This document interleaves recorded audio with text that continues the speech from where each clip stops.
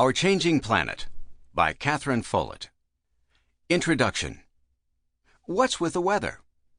In the Australian outback, brush fires sweep across drought-stricken lands. In England, songbirds that used to arrive in April now greet the spring in March. An unusual wind pattern called El Niño is becoming more frequent, changing weather patterns over the Pacific Ocean and across several continents. In northern Alaska, native peoples notice that the sea ice comes later and leaves earlier every year, and that polar bears are having trouble finding food. The famous snows of Mount Kilimanjaro, which writers, tourists, and photographers have loved for decades, are disappearing. What's going on? All of these effects may be the result of climate change. Our climate is the pattern of weather over many years. For most of human history, the climate has stayed basically steady. We have warm tropical conditions near the equator, seasonal conditions in the mid-latitudes, and cold snowy conditions near the poles. But scientists say that Earth's entire climate may be changing. The average global temperature is higher than it has been in centuries. Many scientists believe it will continue to rise, changing weather patterns across the globe. What will happen if Earth gets warmer? One effect might be that you enjoy longer summers and shorter, milder winters. But there may be bad effects to global climate change as well. A warmer planet might dry out some areas, causing long droughts.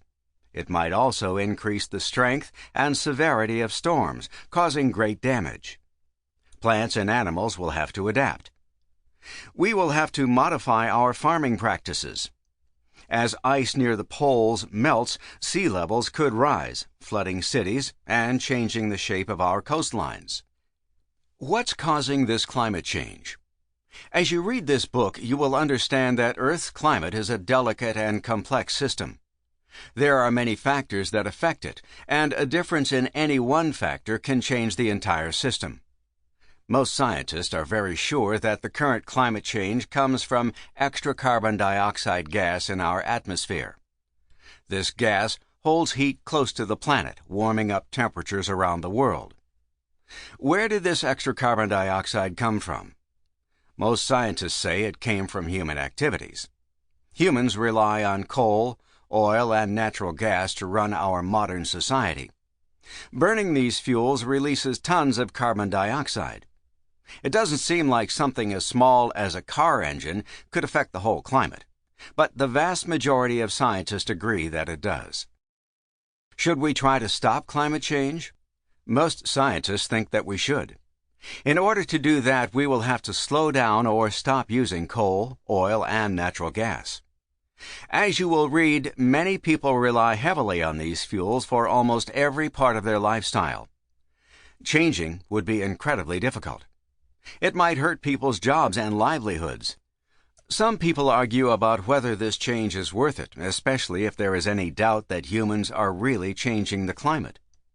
Many governments, industries, and individuals have decided to trust the scientists who say that climate change is coming. They have found ways to reduce their use of coal, oil, and natural gas, and to reduce the amount of carbon dioxide they release. A new climate could modify every aspect of human life, from the kinds of foods we eat, to international treaties, to where we go on vacation. This book will tell you about our climate, how it might be changing, the controversies about climate change, and what businesses, governments, and people like yourself are doing about it. Chapter 1. What is climate and how does it change? Weather is what happens outside at any given moment. If someone asked you what the weather was like, you would look out the window or step outside. You could describe the weather as clear and sunny, rainy and cold, or hot and humid. It's also possible to predict the weather over the long term. During the winter months, people in the northern states often travel south to escape the cold. They go to places like Florida or Arizona because year after year the weather is predictably warm and sunny there. A long-term pattern of weather is called a climate.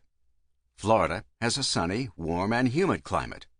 Minnesota has a seasonal climate with cold, snowy winters and warm, humid summers. Sample complete. Ready to continue?